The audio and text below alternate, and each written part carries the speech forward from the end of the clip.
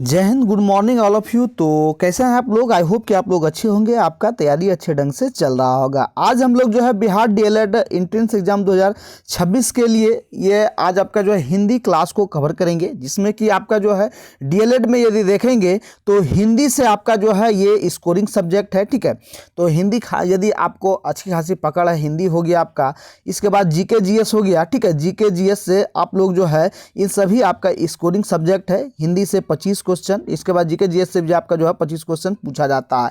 तो ये सभी आपके जो है स्कोरिंग सब्जेक्ट हैं, इनको आपको जो है ध्यान से देख करके चलना होगा। बाद बाकी मैथ रीजनिंग जो है, ठीक है, रीजनिंग भी आप यदि अच्छी खासी पकड़ है तो आप जो इसमें भी हाई स्कोर कर पाते हैं। ठीक है, तो आज हम लोग जो है हिंदी परिचय से जो है कुछ इंपॉर्टेंट क्वेश्चन को कवर करेंगे, जो कि बार बार जो है रिपीटेड क्वेश्चन है और ये सभी आपके जो है प्रीवियस ईयर में पूछा गया सवाल है। ठीक है, तो चलिए एक एक क्वेश्चन आप लोग देखेंगे और जो क्वेश्चन आपको आंसर मालूम होगा उसका जो है कमेंट करते चलेंगे। चलिए, तो समानता क्वेश्चन जो है जिसे पूछा जाता है, हिंदी का एक परिचय के बारे में हम लोग देखेंगे। तो पूछा गया है, पहला क्वेश्चन देखेंगे कि पूछा जा रहा है कि हिंदी दिवस कब मनाया जाता है। ठीक है, इस तरह का क्वेश्चन जो है पूछा जाता है कि हिंदी दिवस कब मनाया जाता है। फटाफट इसका जो आंसर आप लोग लगाएंगे। ठीक है, तो देखिए यहाँ आपको जो है ज़्यादातर आपको मालूम होगा कि 14 तारीख को मनाया जाता है, लेकिन यह कन्फ्यूजन वाली बात है कि 14 दिसंबर को होगा कि 14 सितंबर को होगा। ठीक है, इसमें भी जो है बहुत से छात्र जो है ये कन्फ्यूजन में जो है फंस जाते हैं। ठीक है, तो देखेंगे कि हिंदी दिवस जो मनाया जाता है ये आपके 14 सितंबर को हिंदी दिवस मनाया जाता है। चलिए नेक्स्ट सवाल की ओर बढ़ेंगे हम लोग, फटाफट इसका आंसर लगाएंगे। ठीक है, ये क्वेश्चन आपका जो है रिपीटेड क्वेश्चन है और ये सभी आपके जो है ये VVI क्वेश्चन है। ठीक है, वेरी वेरी इंपॉर्टेंट क्वेश्चन है। ठीक है, पूछा जाएगा आपको आधुनिक युग की मीरा किसे कहा जाता है। ठीक है, आधुनिक युग की मीरा जो है ये किसे कहा जाता है? ये आपके जो है महादेवी वर्मा को जो है ये आधुनिक युग की मीरा कहा गया है। ठीक है, तो देखेंगे कि महादेवी वर्मा को आधुनिक युग की मीरा क्यों कहा जाता है। ठीक है, क्योंकि जिस तरह मीराबाई जो है कृष्ण की भक्ति में लीन थे, ठीक है, तो उसी प्रकार से जो है महादेवी वर्मा ने साहित्य के क्षेत्र में जो इन्होंने अहम योगदान दिया, यानी कि इसमें देखेंगे कि इसका जो भी कृति था, जो लेखक था, ये सभी जो है कविताओं में, ठीक है, ये भक्ति रस में, प्रेम रस में, विरह में, ये सभी में जो है उन्हीं मीरा की तरह ही जो है ये आपको जो है साहित्य के क्षेत्र में उकेरा है। इसलिए इसको जो है क्या कहा जाता है? ये आधुनिक युग की मीरा, इसे मीरा के नाम से संज्ञा दिया गया है। ठीक है, किसे कहा गया है? तो महादेवी वर्मा को। चलिए नेक्स्ट सवाल को बढ़ेंगे हम लोग। तीसरा देखिए, पूछा गया कि हिंदी साहित्य का आलोचनात्मक इतिहास किसका रहा है। ठीक है, हिंदी साहित्य का आलोचनात्मक इतिहास जो है ये किससे संबंधित है? ये आपके जो है डॉक्टर राम कुमार वर्मा से संबंधित है। ठीक है, हिंदी साहित्य का आलोचनात्मक इतिहास जो आपका राम कुमार वर्मा से संबंधित है। ठीक है, चलिए नेक्स्ट सवाल को बढ़ेंगे हम लोग। 4 का देखिए, ये भी आपका जो है इंपॉर्टेंट क्वेश्चन है। चौथा देखिए, पूछा गया है कि राम बोला बचपन में किसका नाम था? फटाफट आप लोग कमेंट करेंगे। ठीक है, जल्दी जल्दी कमेंट कीजिए, राम बोला बचपन में किसका नाम था। ठीक है, तो राम बोला जो है ये किनका नाम था? तो राम बोला जो आपका जो है तुलसीदास का ये बचपन का नाम था, राम बोला। ठीक है, चलिए नेक्स्ट सवाल की ओर बढ़ेंगे हम लोग। 5 का देखेंगे कि तुलसीदास का जन्म कब हुआ था। ठीक है, तुलसीदास का जन्म जो है ये कब हुआ था? तो 1554 ईस्वी में हुआ था। तो इनका जन्म जो हुआ था ये आपके जो है यूपी के चित्रकूट जिला में हुआ था और इनके माता का नाम हुलसी था। ठीक है, क्या नाम था? तो हुलसी, माता के नाम हुलसी और पिता के नाम आत्माराम दुबे। ठीक है, क्या नाम था? आत्माराम दुबे। आत्माराम दुबे इनके पिता के नाम था और माता के नाम हुलसी था। चलिए नेक्स्ट सवाल को बढ़ेंगे हम लोग। देखिए, पूछा जा रहा है कि आदि काल को वीर गाथा काल किसने कहा था? आदि काल को जो है ये वीर गाथा काल किसने कहा था? ठीक है, तो ये आप देखेंगे तो आदि काल को वीर गाथा काल आपका जो है ये पंडित रामचंद्र शुक्ल द्वारा कहा गया था। ठीक है, किसके द्वारा? तो पंडित रामचंद्र शुक्ल द्वारा जो है ये आदि काल को वीर गाथा काल कहा गया है। तो देखेंगे कि ये वीर गाथा काल क्यों कहा गया है। ठीक है, तो आदिकाल जैसे कि पहले जो राजा थे उनके जो रण क्षेत्र में रण कौशल के रूप में जो है ये सभी ग्रंथों में जो है उकेरा गया है। तो इसी में जो है इन्होंने भी जो है अपने जो कीर्ति है उसमें जो है साहित्य के क्षेत्र में इन्होंने भी जो है ये वीर गाथा का काल का नाम दिया है। और इन्होंने जो है ये राजा के प्रशंसा यानी कि वीर के जो लड़ाई लड़े थे मैदान में उसको जो है एक वीर गाथा के रूप में जो है इन्होंने उकेरा है, इसलिए इसे जो है वीर गाथा काल जो है ये कहा जाता है। ठीक है, चलिए नेक्स्ट सवाल को बढ़ेंगे हम लोग। 7 का देखेंगे, पूछा जा रहा है कि हिंदी की उत्पत्ति किस अपभ्रंश से हुई है। ठीक है, हिंदी की उत्पत्ति आपके जो है सौरसेनी उपभ्रंश से हुई है।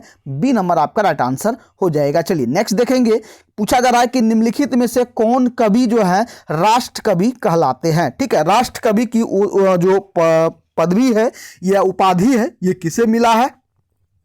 तो राष्ट्र कवि की जो है उपाधि आपके जो है ये मैथिली शरण गुप्त को मिला है। ठीक है, किसे मिला है, मैथिली शरण गुप्त को जो है ये राष्ट्र कवि जो है की उपाधि मिला है। ठीक है, तो आपके मन में एक सवाल आ रहा होगा कि जो है आप लोग जो है ज़्यादातर देखे होंगे कि रामधारी सिंह दिनकर को जो है ये राष्ट्र कवि के रूप में जो है ये आप लोग जानते हैं, लेकिन दोनों को जो है राष्ट्र कवि की जो है उपाधि मिला है। ठीक है, और मैथिली शरण गुप्त को महात्मा गांधी द्वारा इनकी जो कीर्ति थी भारत भारती, इनके लिए जो है महात्मा गांधी ने इनको जो है ये राष्ट्र कवि की जो है उपाधि दिया गया था। और जो है रामधारी सिंह दिनकर को जो है देशभक्ति पूर्ण जो कविताएं थी ये रामधारी सिंह दिनकर द्वारा जो है ये लिखा गया है। इनको लेकर के जो है देशभक्ति जो कविताओं को लेकर की जो है इसको राष्ट्र कवि जो है ये कहा गया है। ठीक है, हालांकि राष्ट्र का जो कवि पद हैं ये कोई जो है एक तरह से कहेंगे कि आधिकारिक पद नहीं है, ये सिर्फ जो है सम्मान स्वरूप जो है इनको कहा जाता था। ठीक है, इसलिए जो है जहां जो ऑप्शन होगा, ठीक है, तो मैथिली शरण गुप्त या रामधारी सिंह दिनकर। ठीक है, तो यहां आपको जो है दोनों समझाने के लिए दोनों ऑप्शन दे दिए थे। ठीक है, तो यहां कहीं कहीं ऑप्शन रहेगा दोनों, तो यहां दोनों यदि रहेगा तो दोनों मारना है, और यदि एक रहेगा तो एक को मारना है। इसलिए यहां इस क्वेश्चन में आपको जो है दोनों को सम्मिलित किए हैं और आपको समझाने के लिए जो है यहां बता रहे हैं। ठीक है, तो राष्ट्र कवि मैथिली शरण गुप्त या रामधारी सिंह दिनकर। तो क्यों कहा गया है, तो रामधारी सिंह दिनकर को जो है जो देशभक्ति कविताएं के कारण जो है कहा गया, और इनको जो है भारत भारती जो लेखक के लिए महात्मा गांधी द्वारा जो है ये कहा गया है। चलिए नेक्स्ट सवाल को बढ़ेंगे हम लोग। 9 का देखेंगे, पूछा जा रहा है कि आधुनिक युग का तुलसी किसे कहा जाता है। ठीक है, आधुनिक युग का तुलसी जो आपका ये किसे कहा जाता है, तो ये आप देखेंगे कि मैथिली शरण गुप्त को जो है आधुनिक युग का तुलसी कहा गया है। ठीक है, और फ्रेंड आपका जो है डीएलएड एग्जाम के लिए देखेंगे तो आपका जो है इसमें मैथ और रीजनिंग भी इम्पॉर्टेंट है। और मैथ के लिए आपका जो है ये अनुसर आपका क्लास आपका स्टार्ट हो गया है अनुसर का। तो आप लोग जो है जो अभी तक जो है डीएलएड बैच में यदि आप लोग ज्वाइन नहीं हुए हैं तो फटाफट से ज्वाइन हो जाएंगे, जहां सभी क्लास आपको जो है अब पूर्णतः मिलेगा। साथ ही साथ आपको जो है जो भी नोट्स हैं सारे नोट्स मिलेगा, सभी सब्जेक्ट का आपको जो है नोट्स मिलेगा प्लस बुक मिलेगा। इसके साथ साथ आपको जो है यहाँ आप देखेंगे कि ऐप पर आपको जो है ये सप्ताह में 5 दिन ऑनलाइन टेस्ट आपको कराया जाता है, मॉक टेस्ट है। ये सारा चीज़ आपको जो है डीएलएड बैच में आपको जो है ये मिलेगा। ठीक है, इसके लिए आप लोग जो है कैसे ज्वाइन करेंगे बैच को, तो आप लोग जो है इस नंबर पर इंक्वायरी करेंगे 62 035 40 262। ठीक है, इस नंबर पर इंक्वायरी करेंगे, ये व्हाट्सअप नंबर है, और मैसेज या कॉल करके आप लोग इंक्वायरी करेंगे और आप लोग जो है बैच को ज्वाइन कर लेंगे। इसके लिए मात्र आपको जो है 149 यानी कि 149 रुपये का जो है फी रखा गया है, और ये आपके एग्ज़ाम तक जो है कंटिन्यू आपका रहेगा। ठीक है,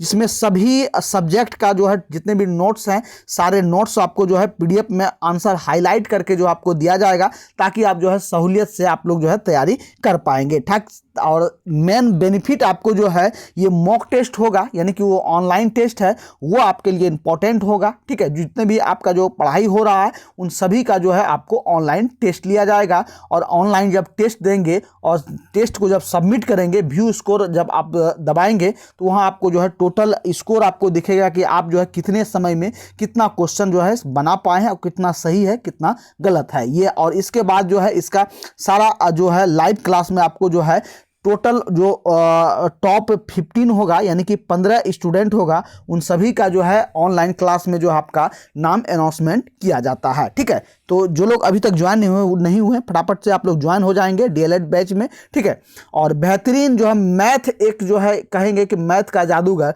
तो अनुज सर द्वारा आपको जो है मैथ एकदम चुटकियों में आप जो है सवाल को जो है सॉल्व कर सकते हैं। ठीक है, इतने आसान तरीके से आपको बताया जाएगा कि आप जो है इसकी कल्पना भी नहीं कर सकते हैं। चलिए क्लास को हम लोग कंटिन्यू करते हैं। ठीक है, चलिए नेक्स्ट देखेंगे, पूछा जा रहा है कि हिंदी साहित्य में किस कवि को कवियों का कवि कहा गया है। ठीक है, हिंदी साहित्य में कवियों का कवि जो है ये किसे कहा गया है, तो ये आपका जो है ये आपका हरिवंश राय बच्चन को जो है कवियों का कवि कहा गया है। ठीक है, ये सभी आपके जो है क्वेश्चन ये इंपॉर्टेंट है और प्रीवियस ईयर में आपका जो है ये क्वेश्चन पूछा गया है। ठीक है, चलिए नेक्स्ट सवाल देखेंगे।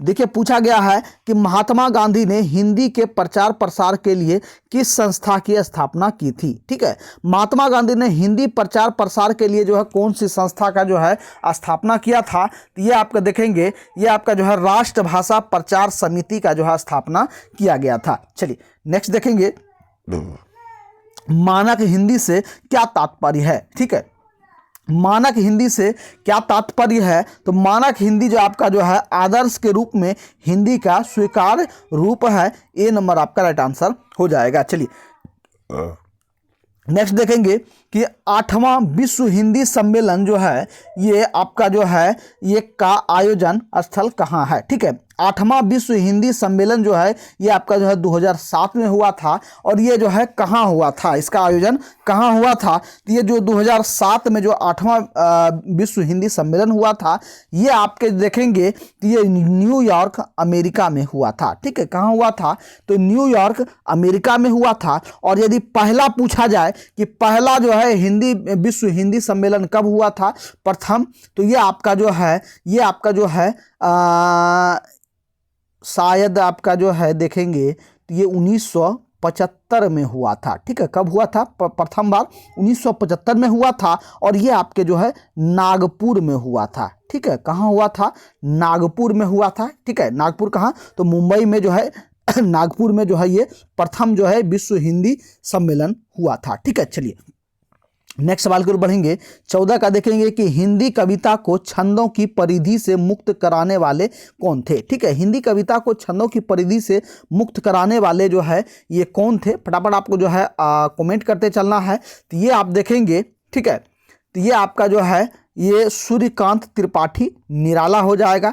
डी नंबर आपका राइट आंसर हो जाएगा। चलिए नेक्स्ट सवाल को बढ़ेंगे। 15 का देखेंगे कि कबीर दास की भाषा क्या थी। ठीक है, कबीर दास जो लिखते थे, ठीक है, उनकी भाषा जो है ये क्या थी, तो कबीर दास की जो भाषा है ये सधु कक्कड़ी था। ठीक है, कौन सा, सधु कक्कड़ी था। बी नंबर आपका राइट आंसर हो जाएगा। चलिए नेक्स्ट सवाल को बढ़ेंगे। 16 का देखेंगे कि तुलसीदास कृत रामचरितमानस में कितने कांड है। ठीक है, तुलसीदास कृत जो तुलसीदास द्वारा जो लिखा गया है रामचरितमानस, उसमें जो है कितने कांड हैं। ठीक है, तो ये आपका जो है ये 5 कांड है। ठीक है, कितने कांड है, तो ये 5 कांड है। ठीक है, और वहीं यदि मुख्य रामचरितमानस में पूछा जाए कि कितने कांड हैं, तो रामचरितमानस में टोटल जो है आपके जो हैं ये 7 कांड हैं। ठीक है, 7 कांड में ये आपके जो हैं टोटल इनके जन्म के, राम जी के जन्म से लेकर के जो है ये लंका दहन से पुनः वापस तक का जो है टोटल 7 कांडों में जो है इनको विभक्त किया गया। और वहीं तुलसीकृत रामचरितमानस में टोटल 5 कांड जो है ये दिया गया है। चलिए नेक्स्ट सवाल को बढ़ेंगे हम लोग। 17 का देखेंगे कि दक्षिणी भारत जो है हिंदी प्रसार सभा का मुख्यालय ये कहाँ पर स्थित है। ठीक है, तो ये आपका जो है चेन्नई हो जाएगा। सी नंबर आपका राइट आंसर हो जाएगा। चलिए नेक्स्ट सवाल को बढ़ेंगे। 18 का देखेंगे कि विश्व की भाषाओं को कितने परिवारों में बांटा गया है। ठीक है, विश्व की भाषाओं को टोटल जो विश्व में भाषा है इनको जो है कितने परिवारों में बांटा गया है, तो ये आपका जो है देखेंगे ये टोटल 12 परिवारों में जो है ये बांटा गया है। चलिए नेक्स्ट सवाल को बढ़ेंगे। 19 का देखेंगे कि भाषा का संबंध संविधान की किस अनुसूची से है। ठीक है, भाषा का जो है संबंध जो है ये कौन सी अनुसूची से है, यानी कि भारतीय संविधान में भाषा को कैवी अनुसूची में के अंतर्गत जो है ये रखा गया है। ठीक है, तो ये आपका जो है 8वीं अनुसूची के अंतर्गत जो है इनको रखा गया है। चलिए नेक्स्ट सवाल को बढ़ेंगे। 20 का देखेंगे कि संसार का सबसे बड़ा महाकाव्य कौन सा है। संसार का यदि सबसे बड़ा महाकाव्य यदि आपको पूछा जाए तो ये आपको बताना है कि ये महाभारत जो है ये संसार का सबसे बड़ा महाकाव्य है। ठीक है, चलिए नेक्स्ट सवाल को बढ़ेंगे। 21 का देखेंगे। 21 में देखिए पूछा गया है कि संसार की भाषाओं में हिंदी का कौन सा स्थान है। ठीक है, संसार की भाषाओं में हिंदी का स्थान यदि पूछा जाए तो ये आपको बताना है कि ये आपका जो है तीसरा स्थान है। ठीक है, और प्रथम स्थान यदि आपको पूछा जाए इंग्लिश भाषा है, और वहीं 2 नंबर पे आपका जो है मैड्रिन चीनी भाषाएं हैं, और तीसरे नंबर पे जो आपका जो है ये हिंदी भाषाएं जो है पूरे विश्व में बोली जाती है। ठीक है, चलिए नेक्स्ट सवाल को बढ़ेंगे हम लोग।